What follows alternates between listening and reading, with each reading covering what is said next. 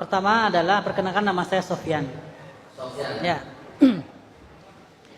Pertanyaannya adalah, mungkin kita sebagai seorang penceramah juga melakukan introspeksi. Iya. Kenapa kemudian ceramah-ceramah Ustadz Gus Nur ditolak oleh orang? Iya. Atau ditolak oleh pengurus seperti itu. Nah, jadi sebagai seorang penceramah mungkin juga harus melakukan introspeksi. Kenapa ada resistensi di tengah-tengah masyarakat? Itu yang pertama. Yang kedua, subhat yang ada di masyarakat itu adalah sebagian masyarakat merasa ngeri dengan ceramah-ceramah Gus Nur yang isinya menurut sebagian orang itu kan mengumbarkan aib. Iya. Yang sebagian orang menyerang orang lain seperti itu. Sehingga apakah pantas ceramah-ceramah itu disampaikan seperti itu? Isinya kemudian ya katakanlah secara tegas ya isinya seperti itu. Nah, itu yang ada di tengah masyarakat, sehingga ada sebagian pengurus ketika ditawarkan kepada pengurus itu mereka menolak. Karena ini bahaya ini buat kita pengurus nanti. Siap. Itu yang pertama. Yang kedua,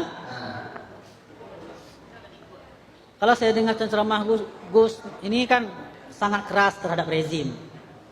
Pertanyaannya adalah, seberapa ngerinya kondisi negara ini, sehingga Gus Nur tanpa takut-takutnya di mana saja ganti presiden, sehingga masyarakat kalau kita di daerah sepertinya biasa-biasa saja nih, Solo ini aman-aman aja, nggak ada masalah, semuanya aman, gaji lancar, masyarakat tenang-tenang saja. Kita yang di daerah, tentu pandangan kita di daerah tentu berbeda dengan kondisi yang sebenarnya yang menurut pandangan Ustadz Gus Nur. Sejauh mana kegentingan negeri ini menurut Ustadz sehingga Gus Nur begitu sangat kekehnya akan rezim ini diganti? Karena kami melihat belum ada nampak sejauh mana pentingnya. Ini yang ingin pencerahan yang kami ingin dapatkan itu Ustaz. Sejauh mana gentingnya negeri ini, bahayanya negeri ini, sehingga jamaah tahu. Itu Ustaz. Terima kasih. Assalamualaikum warahmatullahi wabarakatuh. Ada bukan cebong ya. Takbir. Mas, perhatikan Ustaz ya. Tidak ada satupun masjid yang nolak saya. Tidak ada satupun ormas yang nolak saya. Tidak ada satupun tokoh adat yang nolak saya. Tidak ada satupun tokoh kesultanan yang nolak saya. Tidak ada satu takmir masjid yang nolak saya. 3 masjid yang menggagalkan itu bukan menolak saya, tapi diintimidasi. Beda itu. Beda. Beda ya. Antara menolak, Gus Nur mau ceramah di masjid boleh enggak? Oh enggak boleh, haram. Itu beda. Ini sudah nerima, sudah bikin banner, sudah bikin spanduk. Artinya pihak masjid nerima.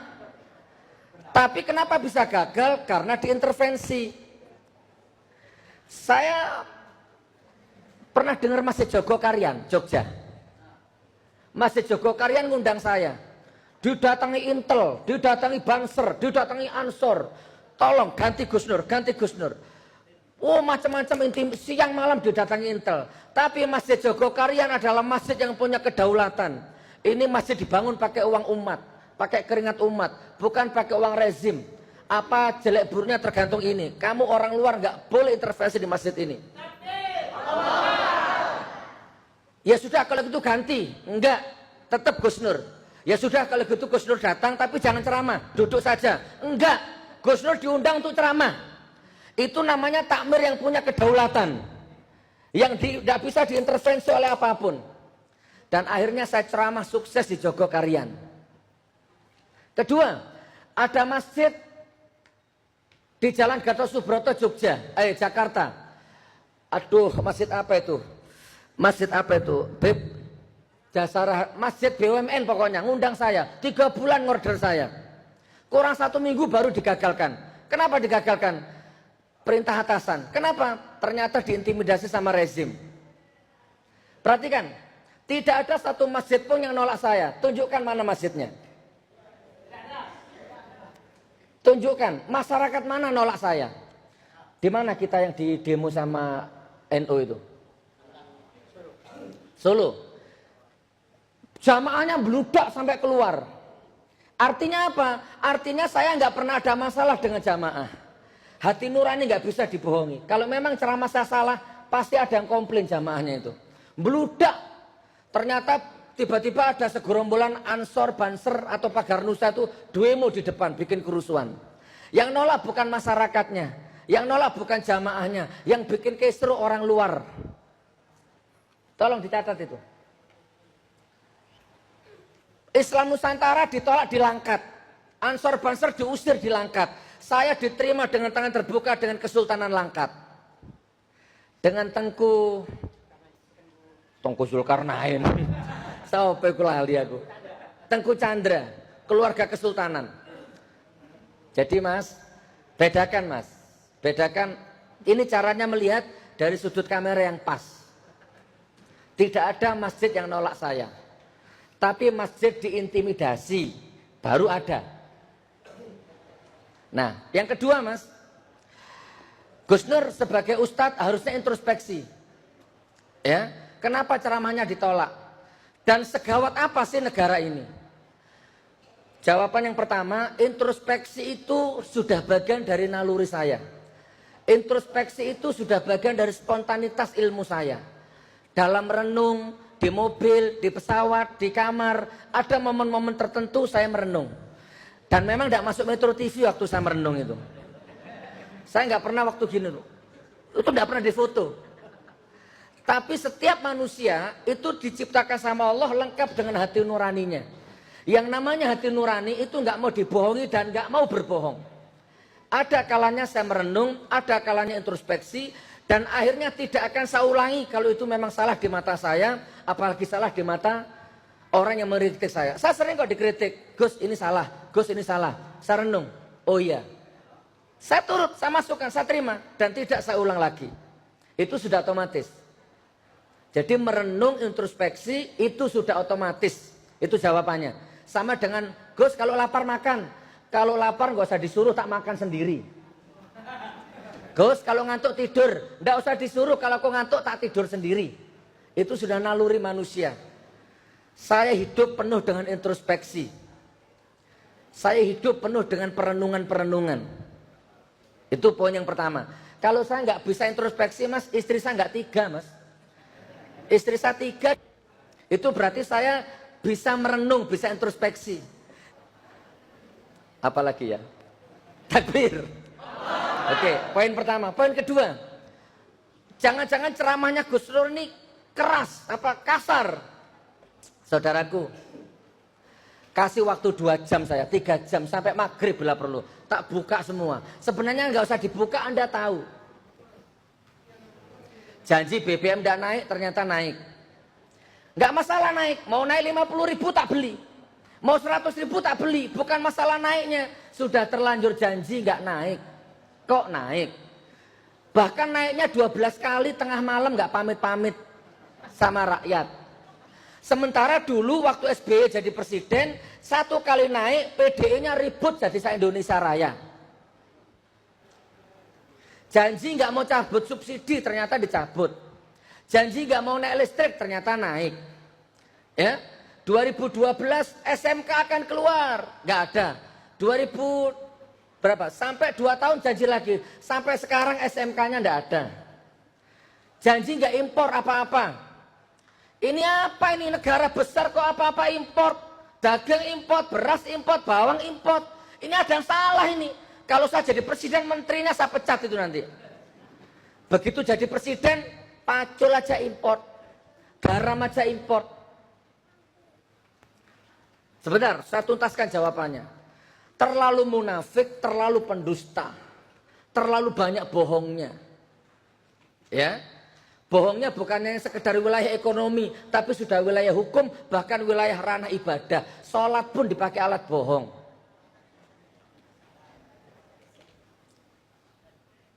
Nah, saudaraku, jawaban yang terakhir ini yang paling inti ini. Saya nggak main-main loh mas, setiap ceramah pakai Quran itu nggak main-main loh itu. Berarti saya sudah ngukur mana kata-kataku yang akan menjadi azab untuk diriku ini. Jangan-jangan itu nggak main-main saya berani pakai Al-Quran itu. Itu sudah melewati perenungan-perenungan yang dalam. Salah satunya bisa nolak semua tawaran uang itu kan karena hasil perenungan itu, hasil introspeksi. Nah Gus, tolong sampaikan kepada masyarakat, segawat apa sih? Buktinya di sini aman-aman saja. Coba saya tanya, ya bener aman, tapi kan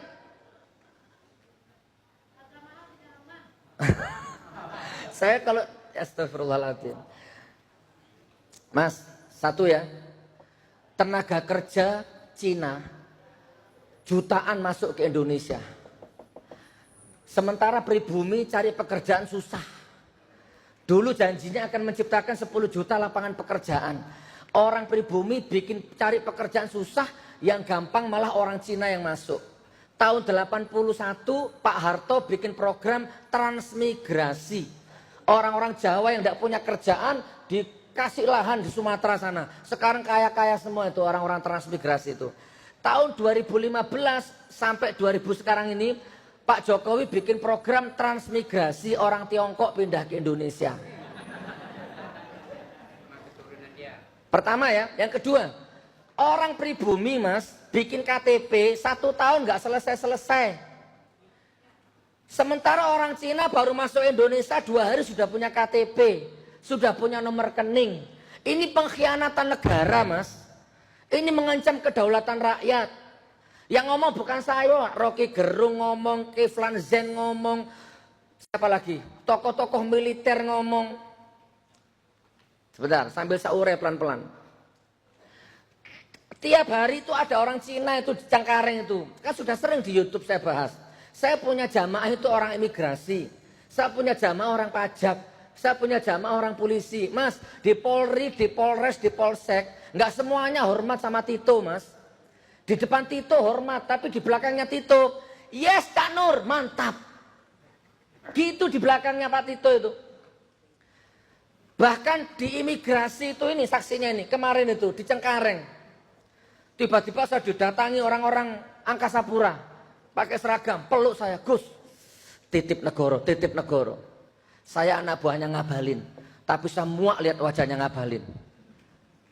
Mas, ada bara yang tidak kelihatan oleh mata, bahwa negara ini sangat-sangat rancu, sangat-sangat bahaya.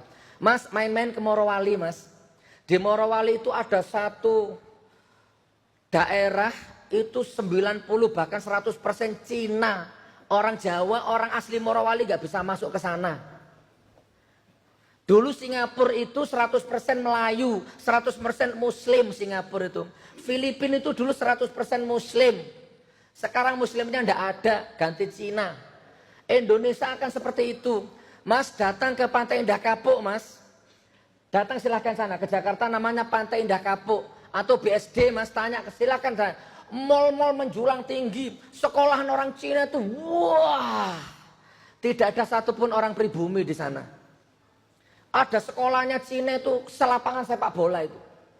Kira-kira 500 meter dari sekolahan itu ada sekolahan pribumi yang memprihatinkan kondisinya. Mataku melihat sendiri. Demi Allah. Yang jadi satpamnya orang-orang pribumi. Kasih waktu 1 hari saya untuk bahas ini. Sangat terancam mas ya. Gak apa-apa di sini kalau Anda bilang di sini aman-aman saja, gak apa-apa. Syukur alhamdulillah. Masalahnya yang jadi barometer pusat perekonomian peradaban Indonesia itu bukan sini tapi Jakarta. Jadi kalau mau lihat Indonesia aman apa enggak jangan di sini jadi tolok ukurnya, tapi Jakarta. Kalau di sini aman tidak ada apa-apa. Tapi kalau diteruskan cabai mahal, lombok mahal, beras mahal, nangis juga ibu-ibu itu akhirnya.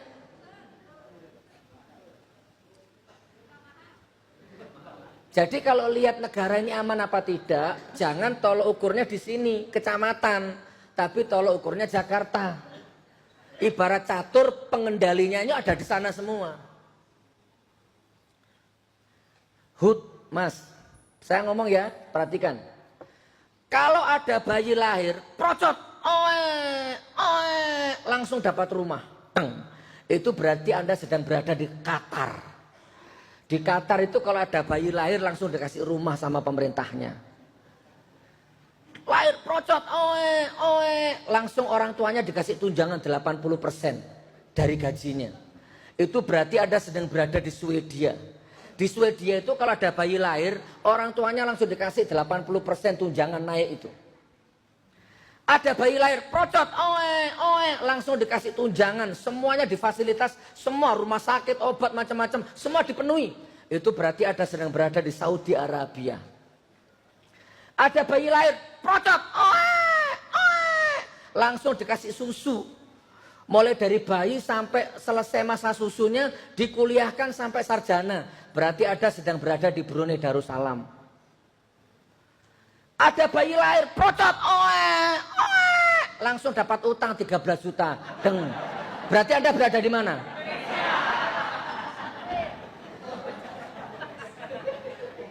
Ini fakta. Jangan enak-enak, anak cucumu sudah nanggung beban utang 13 juta.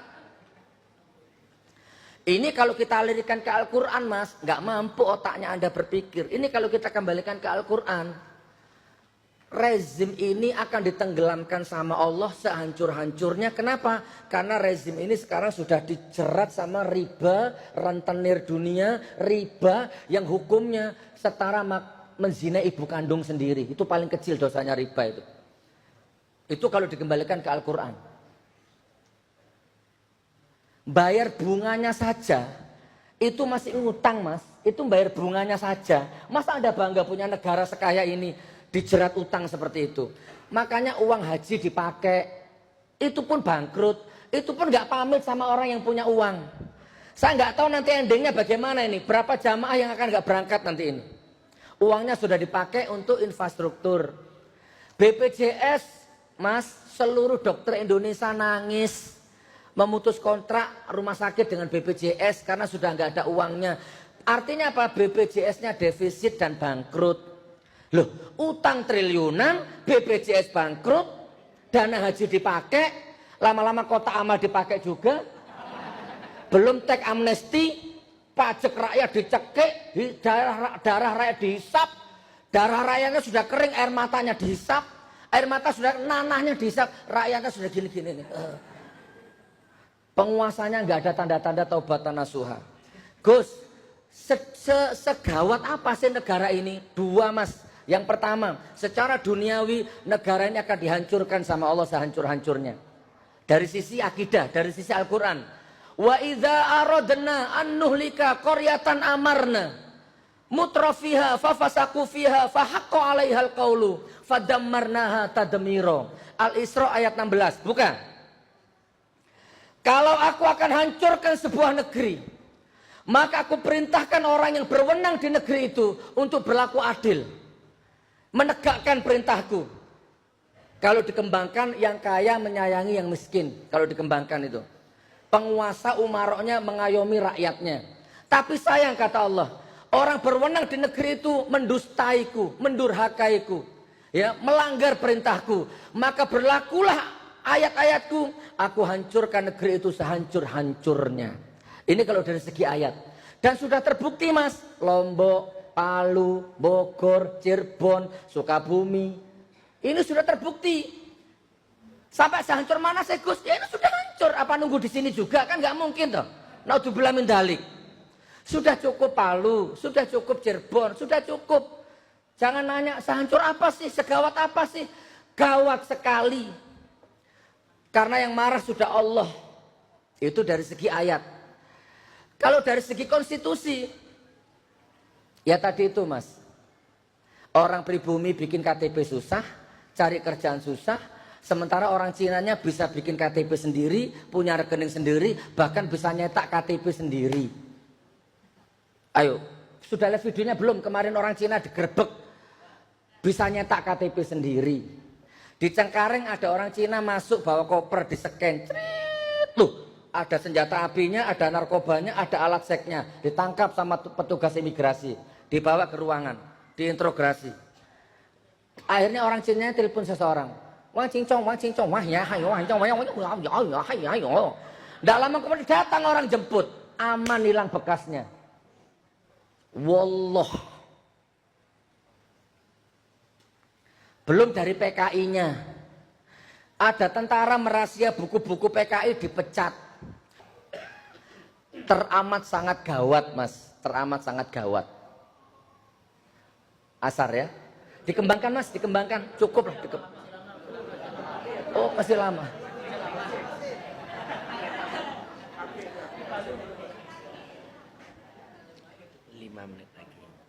Apa 5 menit lagi?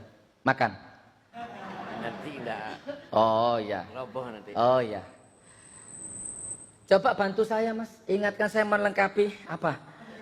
Ayat sudah ayat. Nah, LGBT, Mas. Negeri ini mendukung LGBT, Mas. Nanti jangan-jangan seperti Sodom. Apa nunggu seperti Sodom?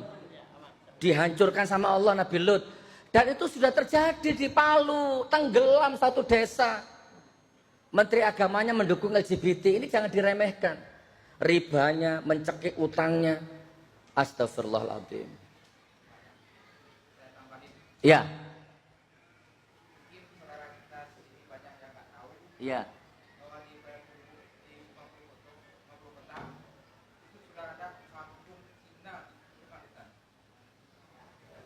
Astagfirullah. Ya. Ya. Ya. Di mana? Di mana? Payakumbuh. Nah, kemarin saya dapat WA di Semarang. Ah, kemarin ada orang, Gus, saya kira Gus Nur ini menebarkan kebencian. Ternyata benar di kampungku sendiri sekarang banyak Cina, Gus. Orang Semarang baru terbuka matanya. Bahaya, saudaraku. Coba baca buku sejarah negara-negara yang dulunya jaya sekarang hancur. Itu kenapa kira-kira? Pertama karena ekonominya sudah nggak punya kedaulatan. Sudah dicengkeram sama utang dan lain. Kedua banyak penyusup-penyusup. Ya sudah, intinya dikembangkanlah ya. Makanya jangan nonton Metro TV. Ini paling kecil ini paling gampang ini. Kok baik-baik saja? Makanya matikan Metro TV-nya. Karena semua TV itu milik rezim. Anda nggak akan melihat jeleknya rezim kalau di TV, nggak ada. Saya bangun 100 masjid nggak diliput TV. Begitu jadi tersangka, semua TV ngeliput. Gus Nur tersangka, Gus Nur tersangka. Loh, waktu saya meresmikan masjid itu kemana TV-nya? 13 juta orang kumpul di Monas 212, mana TV-nya? Anies Baswedan cuma gini, dipanggil Bawaslu. Sementara Luhut Binsar Panjaitan begini kok nggak ngapa-ngapain. Banyak gubernur pendukung Projo gini kok nggak masalah. Teramat dolim rezim ini. Bukan hanya Anda yang dibohongi. Allah dibohongi, alam dibohongi, malaikat dibohongi, apalagi Anda. Jadi jangan nunggu di sini aman, terus mau nunggu likuifaksi di sini, ya ndak usah. Cukup Palu lah yang menanggung bebannya, cukup Lombok lah. Takbir. Lapar saya.